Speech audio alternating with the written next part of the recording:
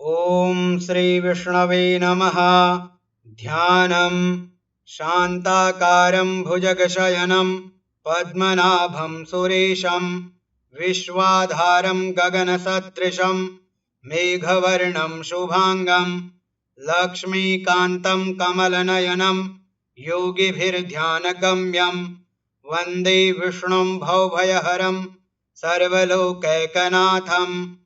ॐ श्री परमात्मने नमः। अथ विष्णु सहस्रनाम स्तोत्रम्। यस्य स्मरणमात्रेण जन्म संसार बन्धनात् विमुच्यते। नमस्तस्मै विष्णवे प्रभविष्णवे। नमः समस्तभूतानामादिभूताय भूभृते अनेकरूपरूपाय विष्णवे प्रभविष्णवे।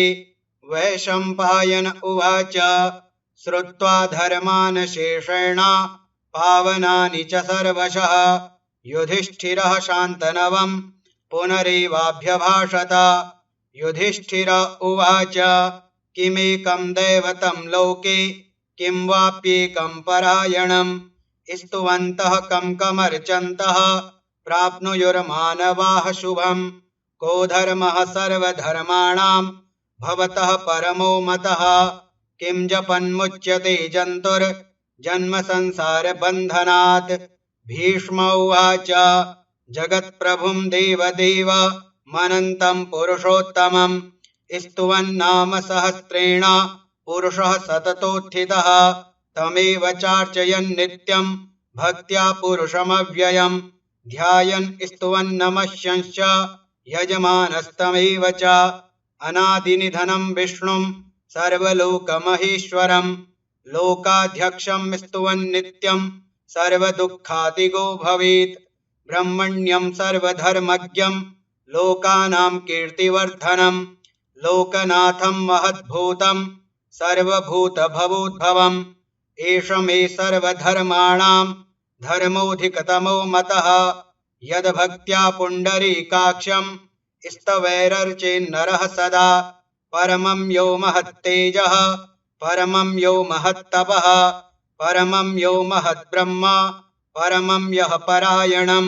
पवित्राणां पवित्रं यो मङ्गलानां च मङ्गलम् दैवतं देवतानां च भूतानां यो व्ययः पिता यतः सर्वाणि भूतानि भवन्त्यादियुगागमे यस्मिंश्च प्रलयं यान्ति पुनरेव युगक्षये। तस्य लोकप्रधानस्य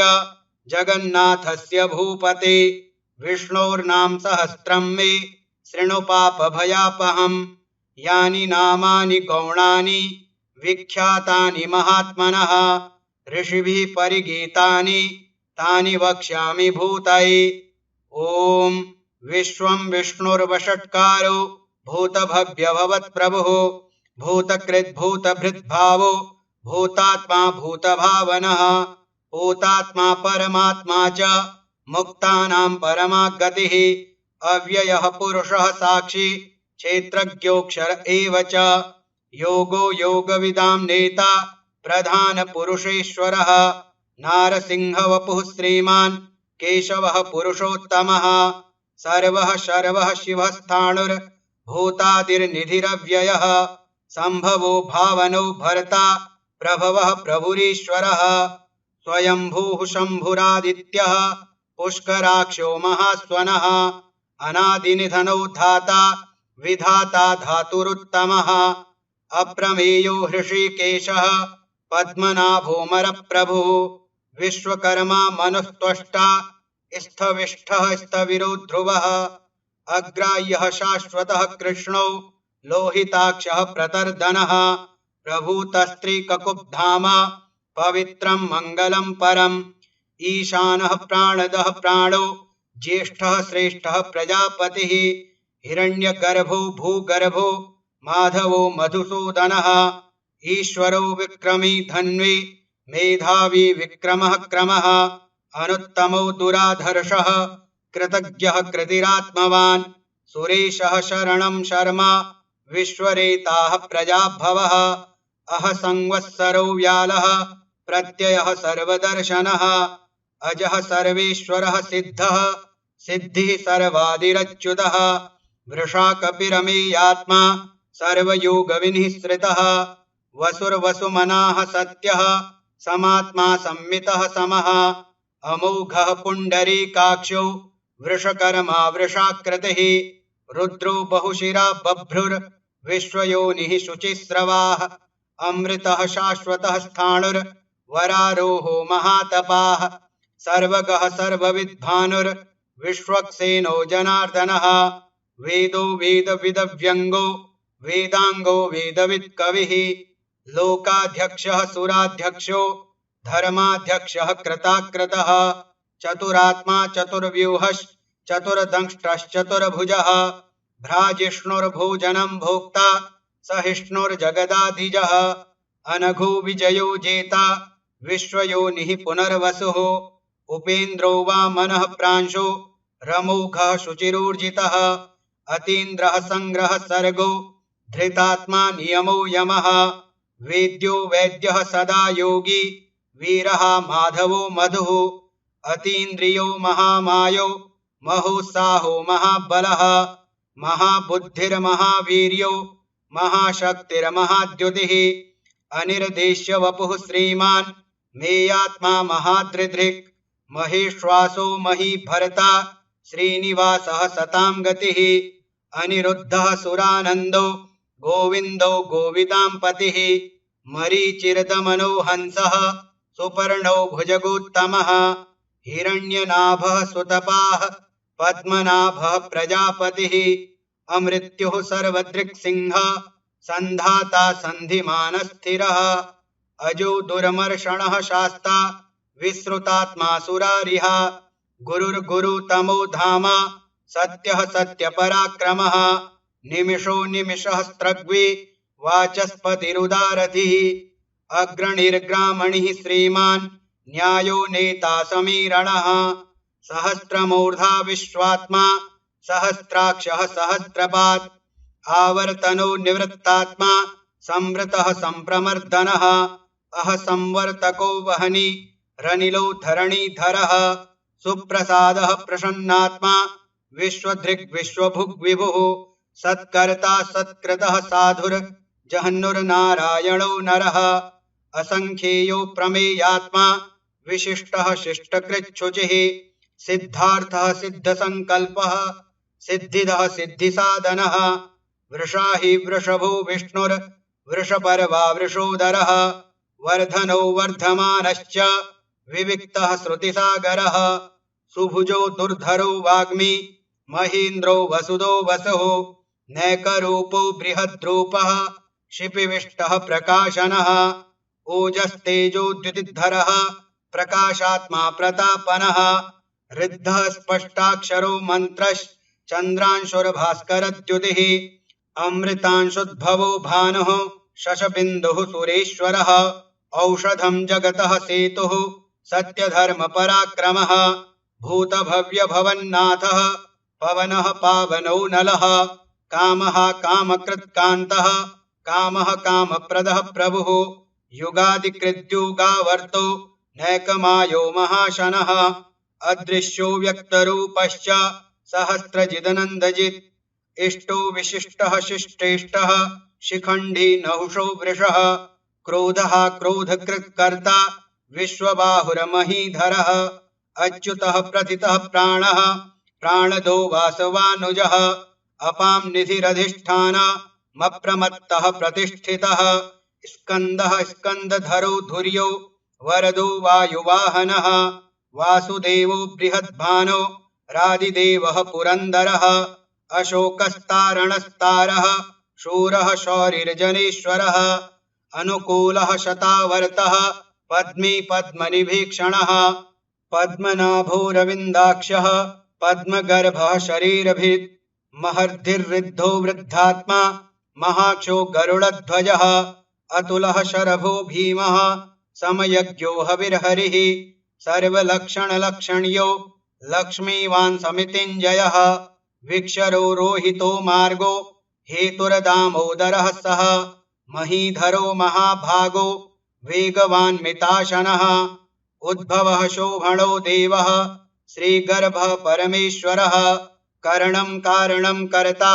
विकर्ता गहनो गुहा व्यवसायो व्यवस्थानः संस्थानः स्थानदो ध्रुवः परर्धिः परमस्पष्टः तुष्टः पुष्टः शुभेक्षणः रामो विरामो विरजो मार्गो नेयो नयो नयः वीरः शक्तिमतां श्रेष्ठो धर्मो धर्मविदुत्तमः वैकुण्ठः पुरुषः प्राणः प्राणदः प्रणवः पृथुः हिरण्यगर्भः शत्रुघ्नो व्याप्तो वायुरधोक्षजः ऋतुः सुदर्शनः कालः परमेष्ठी परिग्रहः उग्रः संवत्सरो दक्षो विश्रामो विश्वदक्षिणः विस्तारः स्थावरस्थाणुः प्रमाणं बीजमव्ययम् अर्थोऽनर्थो महाकोशो महाभोगो महाधनः अनिर्विण्णः स्थविष्टो भूर्धर्मयूपो महामखः नक्षत्रनेमिर्नक्षत्रे शमः श्यामः समीहनः यज्ञ इज्यो महेज्यश्च क्रतुः सत्रं सतां गतिः सर्वदर्शी विमुक्तात्मा सर्वज्ञो ज्ञानमुत्तमम् सुब्रतः सुमुखः सूक्ष्मः सुघोषः सुखदः सुहृत् मनोहरो जितक्रोधो वीरबाहुरविदारणः स्वापनः स्ववशो व्यापी नैकात्मा नैककर्मकृत् वत्सरो वत्सलो वत्सी रत्नगर्भो धनेश्वरः धर्मगुप्धर्मकृद्धर्मी सदसत्क्षरमक्षरम् अविज्ञाता सहस्रांशुर्विधाता कृतलक्षणः गभस्तिनेमिः सत्त्वस्थः सिंहो भूतमहेश्वरः आदिदेवो महादेवो देवेशो देवभृद्गुरुः उत्तरो गोपतिर्गोप्ता ज्ञानगम्यः पुरातनः शरीरभूतभृद्भोक्ता कपीन्द्रो भूरि दक्षिणः सोमपोमृतपः सोमः पुरुजित् पुरुषोत्तमः विनयो जयः सत्यसन्धो दाशार्हः सात्वतां पतिः जीवो विनयिता साक्षी मुकुन्दो मितविक्रमः अम्भोनिधिरनन्तात्मा महोदधिशयोऽन्तकः अजो महार्हः स्वाभाव्यो जितामित्रः प्रमोदनः आनन्दो नन्दनो नन्दः सत्यधर्मा त्रिविक्रमः महर्षिः कपिलाचार्यः कृतज्ञो मेदिनीपतिः त्रिपदस्त्रिदशाध्यक्षो महाशृङ्गः कृतान्तकृत् महावराहो गोविन्दः सुषेणः कनकाङ्गदी गुह्यो गभीरो गहनो गुप्तश्चक्रगदाधरः वेधाः स्वाङ्गोजितः कृष्णो दृढः शङ्कर्षणोच्युतः वरुणो वारुणो वृक्षः पुष्कराक्षो महामनाः भगवान् भगहानन्दे वनमाली हलायुधः आदित्यो ज्योतिरादित्यः सहिष्णुर्गतिसत्तमः सुधन्वाखण्डपरशुर्दारुणो द्रविणप्रदः दिविस्पृक्सर्वदृग्व्यासो वाचस्पतिरयो निजः त्रिसामासामगः साम निर्वाणं भेषजं भिषक् सन्न्यासकृच्छमः शान्तो निष्ठा शान्तिः परायणम् शुभाङ्गः शान्तिदः स्रष्टा कुमुदः कुवलेशयः गोहितो गोपतिर्गोप्ता वृषभाक्षो वृषप्रियः अनिवर्ते निवृत्तात्मा संक्षेप्ताशेमकृच्छिवः श्रीवत्सवक्षाः श्रीवासः श्रीपतिः श्रीमताम्बरः श्रीधः श्रीशः श्रीनिवासः श्रीनिधिः श्रीविभावनः श्रीधरः श्रीकरः श्रेयः श्रीमान् लोकत्रयाश्रयः स्वक्षः स्वङ्गः शतानन्दो नन्दिर्ज्योतिर्गणेश्वरः विजितात्मा विधेयात्मा सत्कीर्तिश्छिन्न संशयः उदीर्णः सर्वतश्चक्षु रनीशः शाश्वतस्थिरः भूषयो भूषणो भूतिर्विशोकः शोकनाशनः अर्चिस्मानर्चितः कुम्भो विशुद्धात्मा विशोधनः अनिरुद्धो प्रतिरथः प्रद्युम्नो मितविक्रमः कालनेमिनिहावीरः शौरिः शूरजनेश्वरः त्रिलोकात्मा त्रिलोकेशः केशवः केशिहा हरिः कामदेवः कामपालः कामीकान्तः कृतागमः अनिर्देश्य वपुर्विष्णुर्वीरोऽनन्तो धनञ्जयः ब्रह्मण्यो ब्रह्मकृद्ब्रह्मा ब्रह्म ब्रह्म विवर्धनः ब्रह्मविद्ब्राह्मणो ब्रह्मी ब्रह्मज्ञो ब्राह्मणप्रियः महाक्रमो महाकर्मा महातेजा महोरगः महाक्रतुर्महायज्वा महायज्ञो महाहविः स्तव्यः स्तवप्रियः स्तोत्रम् स्तुतिः स्तोतारणप्रियः पूर्णः पूरयिता पुण्यः पुण्यकीर्तिरनामयः मनोजवस्तीर्थकरो वसुरेता वसुप्रदः वसुप्रदो वासुदेवो वसुर्वसुमना हविः सद्गतिः सत्कृतिः सत्ता सद्भूतिः सत्परायणः शूरसेनो यदुश्रेष्ठः सन्निवासः सुयामुनः भूतावासो वासुदेवः सर्वासु निलयो नलः दर्पः दर्पदो दृप्तो दुर्धरोऽथा पराजितः विश्वमूर्तिर्महामूर्तिर्दीप्तमूर्तिरमूर्तिमान् अनेकमूर्तिरव्यक्तः शतमूर्तिः शताननः एको नैकः सवः कः किं यत्तत्पदमनुत्तमम् लोकबन्धुर्लोकनाथो माधवो भक्तवत्सलः सुवर्णवर्णो हेमाङ्गो वराङ्गश्चन्दनाङ्गदी वीरः विषमः शून्यो घृताशीरचलश्चलः अमानी मानदो मान्यो लोकस्वामी त्रिलोकधृक् सुमेधा मेधजो धन्यः सत्यमेधाधराधरः तेजो वृषोद्युतिधरः सर्वशस्त्रभृताम्बरः प्रग्रहो निग्रहो व्यग्रो नैकशृङ्गो गदाग्रजः चतुर्मूर्तिश्चतुर्बाहुश्चतुर्व्यूहश्चतुर्गतिः चतुरात्मा चतुर्भावश्चतुर्वेदविदेकपात् समावर्तो निवृत्तात्मा दुर्जयो दुरतिक्रमः दुर्लभो दुर्गमो दुर्गो दुरावासो दुरारिहा शुभांगो लोकसारंगः सुतन्तुस्तन्तुवर्धनः इंद्रकर्मा महाकर्मा कृतकर्मा कृतागमः उद्भवः सुन्दरः सुन्दो रत्ननाभः सुलोचनः अर्को वाजसनः शृंगे जयन्तः सर्वविजयी सुवर्णबिन्दुरक्षोभ्यः सर्ववागीश्वरेश्वरः महाह्रदो महागर्तो महाभूतो महानिधिः कुमुदः कुन्दरः कुन्दः पर्जन्यः पावनो नीलः अमृताशोऽमृतवपुः सर्वज्ञः सर्वतोमुखः सुलभः सुव्रतः सिद्धः शत्रुजिच्छत्रुतापनः न्यग्रोधोदुम्बरोऽश्वत्थश्चाणूरान्ध्रनिषूदनः सहस्रार्चिः सप्तजिह्वः सप्तैधाः सप्तवाहनः अमूर्तिरनघो चिन्त्यो भयकृद्भयनाशनः अणुर्बृहत्कृशः स्थूलो गुणभृन्निर्गुणो महान् अधृतः स्वधृतः स्वास्यः प्राग्वंशो वंशवर्धनः भारभृत्कथितो योगी योगीशः सर्वकामदः आश्रमः श्रमणः श्यामः सुपर्णो वायुवाहनः धनुर्धरो धनुर्वेदो दण्डो दमयितादमः अपराजितः सर्वसहो नियन्ता नियमो यमः सत्त्ववान् सात्विकः सत्यः सत्यधर्मपरायणः अभिप्रायः प्रियार्होर्ह प्रियकृत्प्रीतिवर्धनः विहाय सगतिर्ज्योतिः सुरुचिरहुतभुग्विभुः रविर्विरोचनः सूर्यः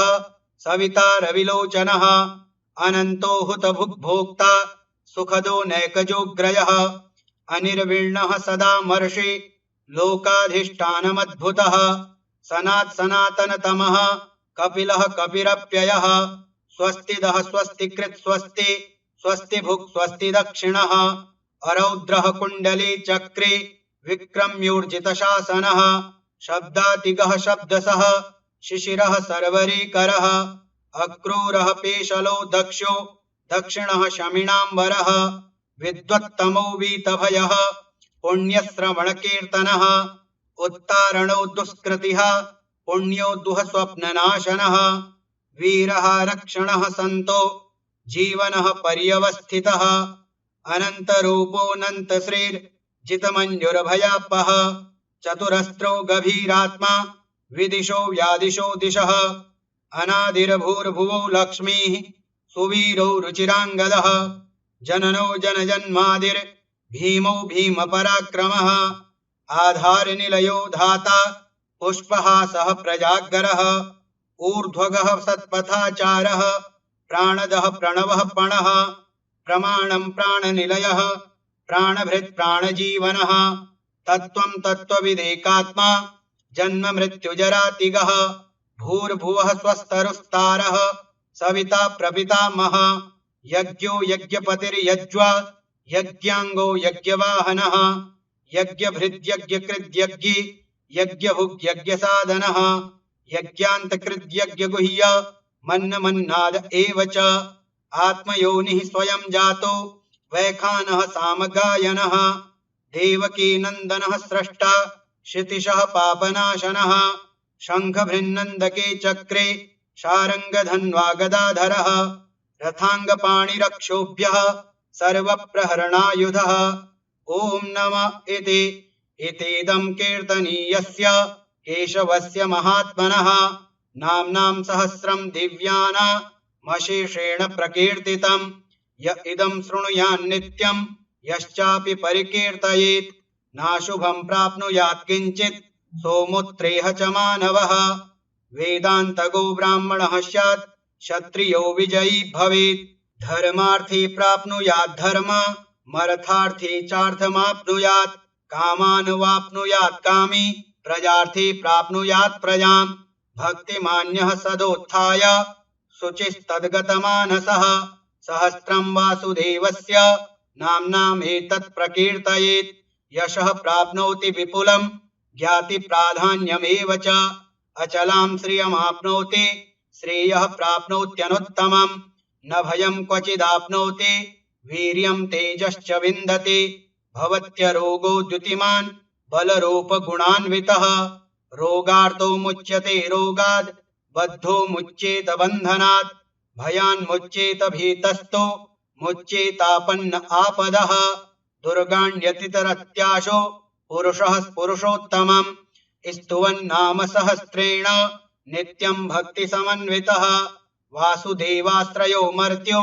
वासुदेवपरायणः सर्वपापविशुद्धात्मा याति ब्रह्म सनातनम्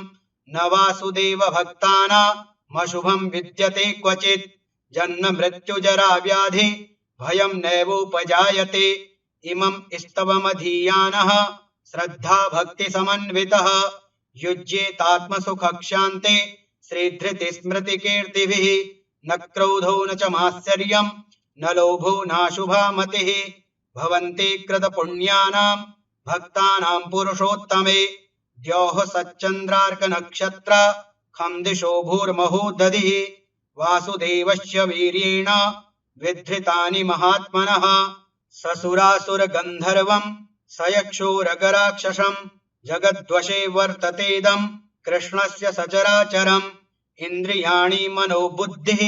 सत्त्वं तेजो बलं धृतिः वासुदेवात्मकान्याहो क्षेत्रं क्षेत्रज्ञ एव च सर्वागमानामाचारः प्रथमं परिकल्पते आचारप्रभवो धर्मो धर्मस्य प्रभुरच्युतः ऋषयः पितरो देवा महाभूतानि धातवः जङ्गमाजङ्गमं चेदं जगन्नारायणोद्भवं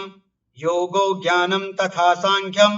विद्याः शिल्पादिकर्म च वेदाः शास्त्राणि विज्ञानमेतत् सर्वं जनार्दनात् एको विष्णुर्महद्भूतं पृथक् भूतान्यनेकशः त्रीन् लोकान् व्याप्य भूतात्मा भुङ्क्ते विश्वभुग्व्ययः इमं स्तवं भगवतो विष्णोर्व्यासेन कीर्तितं पठेद्यच्छेत् पुरुषः श्रेयः प्राप्तुं सुखानि च विश्वेश्वरमजं देवं जगतः प्रभवाप्ययं भजन्ति ये पुष्कराक्षं न ते यान्ति पराभवम् ॐ तत्सदिति श्रीमहाभारते शतसाहस्र्यां संहितायां वैयासिक्यामानुशासनिके पर्वणि भीष्मयुधिष्ठिर संवादे श्रीविष्णोर्दिव्यसहस्रनाम स्तोत्रम्